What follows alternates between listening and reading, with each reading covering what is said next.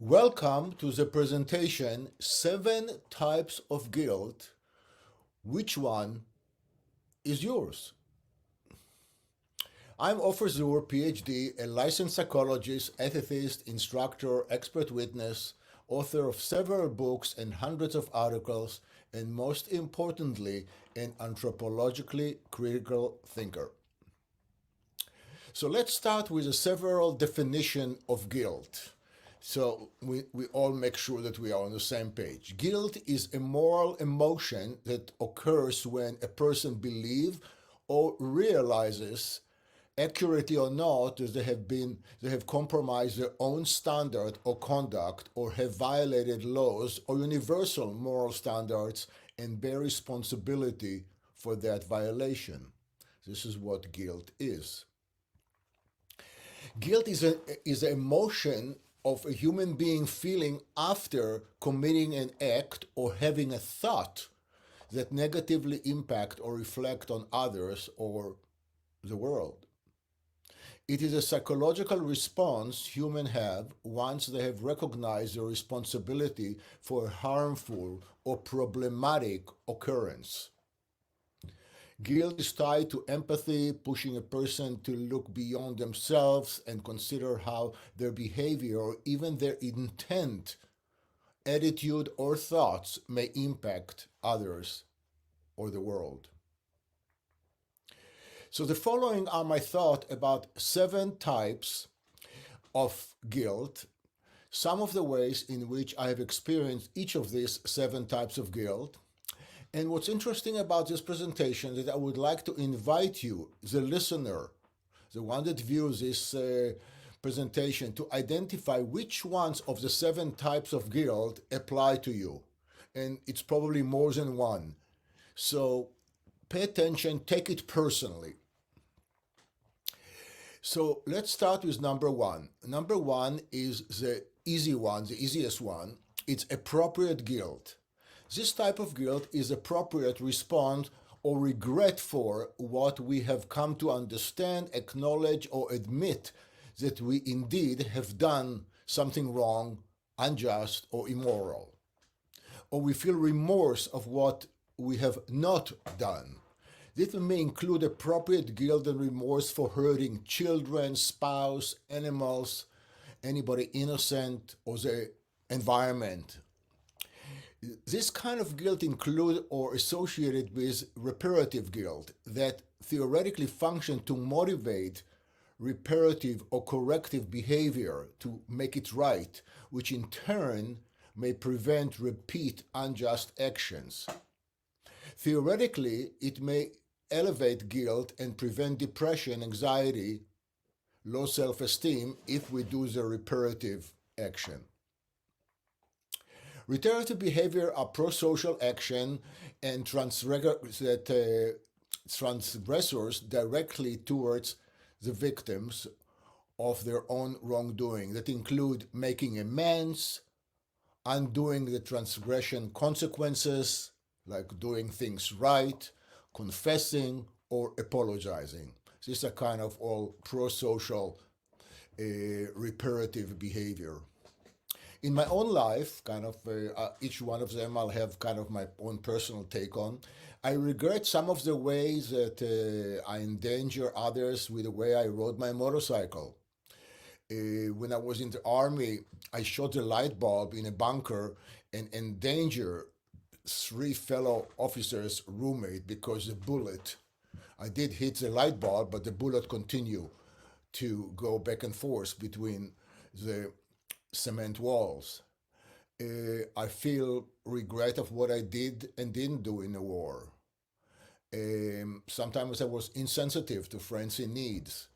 So, and my question for you as a listener here, as a viewer, in what area you as a listener to this YouTube have experienced such appropriate guilt kind of response? So think about it. You can pause it here for a minute, or you can come to it later on to see what is your response to appropriate guilt that all of us must have some. The second type of guilt is a religious guilt. This kind of a guilt often referred to as Catholic guilt. And this is when we don't differentiate thoughts from action. It's also known as the Catholic guilt, or other Christian denomination also believe that people should confess to sinful thought even when there was no actions. Similarly, the ultra-Orthodox Jewish religion makes no distinction between sinful thought on sinful acts. This is all number two. Children are prone to this kind of guilt, negatively judging their thoughts, wishes, judgment, yearning, or desire, even when no action were taken. This type of guilt is closely tied to shame. Shame centers on the individual and how they feel and behave about certain ways. But again, in this case, it's not about the behavior, it's about the thought. I've experienced this kind of guilt as a young man when I felt guilty for internally reacting or disproportionately reacting with the anger inside. So this was kind of I could relate to that. And the question for you as a listener is in what area have you experienced such guilt due to lack of differentiation, thoughts from action? So what kind of thoughts or feeling you had that you felt guilty about, even though no action necessarily followed up these thoughts or feelings? Moving to number three, it's called survival guilt. This kind of guilt primarily manifests in people who have survived life-threatening situations such as war battles, during war, car accident, where other people died or severely injured. The people who feel the survival guilt, they often believe that they could have done more to save the lives of others, even if they couldn't. It ties to post-traumatic stress disorder type responses, survival guilt as well. I have definitely felt this kind of guilt in relationship to fellow soldiers who died in battles that I was involved or were heavily injured in a military operation that I was part of. I also felt this kind of guilt when I think of the people I left behind in Israel 40 years ago when I left for moral reason at age 30. So sometimes I feel this kind of guilt. I wonder, what are your reflection on that? Number four. Number four is neurotic guilt. This form of excessive guilt is derived from a sense of not being good enough person or feeling like a failure human being. This kind of guilt may also drive people to excessively please others as an attempt to make up for not being good enough person. It can also manifest among wealthy baby boomer who may feel guilty about irresponsibly using the final resources on earth, not leaving much for the younger generations. So that can be also part of a neurotic guilt. It is important to differentiate guilt-driven action from true altruism. So in contrast to altruism, which is characterized by selflessness, concern for the well-being of others, neurotic guilt is driven by selfish egoism. So this is important differentiation. I grew up in a family that at dinner time, from age 10, 12, we had to report to the family, mother, father, sister, and me, what kind of good deed we do in the day. So sometimes I had nothing to report, and I felt this kind of guilt. And sometimes my sister took me aside and coached me to tell mom, mom, I helped an old lady cross the street so I could justify my existence. And if I didn't have it, I felt this kind of guilt. Ridiculously, even at my age of 70 plus, I sometimes feel at the end of the day that I failed that day and I could not point out for any good deed that I did or say that day. Okay, so number five, you can see from example number four, why do I feel so closely to the topic of guilt? Reporting every night over the good deed of the day from age 10 or 12. Wow. Number 5 is toxic excessive guilt or persecutory guilt. This is a form of excessive beyond erotic guilt that is an extreme of the version of number 4 guilt. It manifests as feeling intensely as a sinful or a failure who deserve to be punished. So number 4 and 5 is on continuum, with 5 is a bigger version on number 4. Persecutory guilt is a form of self-inflicted punishment whereby the hostility is turned against the self. Excessive guilt can manifest in depression. This number 5 can be expressed in depression, anxiety, or even suicide. Personally, I haven't really experienced much of this kind of guilt. I wonder if you, as a listener, did experience this kind of guilt. Number 6, it's existential guilt. This type of guilt can be seen free-floating or unrelated to any particular action or situation. It's about one's sense of accomplishment or success in addition to the awareness of inequality or injustices that exist of the world. So it's an existential guilt about the state of the world. For some people, it can be tied to climate change and what do we do about it, or to a family member or community of people who are less capable or less fortunate that you are, or the fact that there may be people starving in Africa or whales are dying off due to overhunting, pollution, warming of the ocean, and other factors.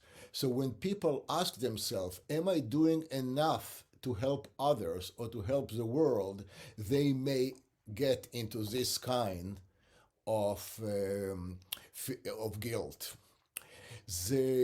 I personally have experienced this kind of guilt combined with deep concern for the underprivileged people worldwide, victims of unjust wars, and the disappearing of animals, species around the world. I felt sometimes when I go on my worldwide travel adventures, often on motorcycles, that soon I'm going to go to Mongolia, and I've been to the Himalaya on motorcycle and to the desert in Israel. So I am on motorcycle, on sailboat with my older son, while there's so much poverty, hunger, or suffering in the world. So I have this kind of guilt for being so privileged. My question for you as a listener, do you have this kind of existential guilt for being privileged or being able to do things that other people cannot? The last one is actually, it's a lack of guilt. And this is usually tied very closely to psychopathy. The main characteristic of psychopathic is the inability to feel appropriate, justifiable, normal guilt. So psychotherapy is defined as a neuropsychiatric disorder marked by deficient emotional responses, lack of empathy, poor behavioral control, and commonly resulted in persistent antisocial, deviant, and even criminal behavior. So this is number 7, is actually lack of guilt. The psychopath is characterized as morally depraved, and there are 7 common traits for psychopath: antisocial, narcissism, superficial charm, impulsivity, callous emotional traits, lack of guilt, and lack of empathy. In reflecting back, have you as a listener experienced such a lack of guilt when you should have, or you may or should have felt guilt? So this is the 7 type of guilt. I would like to add kind of that legally speaking, there are 3 terms that are closely related to our topic of guilt. In the U.S. law, legal point of view, guilty means one formally admit to committing the crime of which he or she are being accused of. Not guilty as a trial verdict does not mean that the defendant is innocent, but rather that the prosecution has not met its burden of proving guilt. Innocent, on the other hand, refer legally to the actual innocent state of the defendant. It means that the defendant did not commit the crime that they're being accused of. I would like to thank you for this short presentation, and I hope you'll reflect back and see kind of where do you fit between the 7 types of guilt and what you may want to change. And I hope you can share it with others that you would like them to be reflective. The actual text of this recording and along hundreds of other articles are on my website at www.drzur.com, www.drzur.com. Thank you.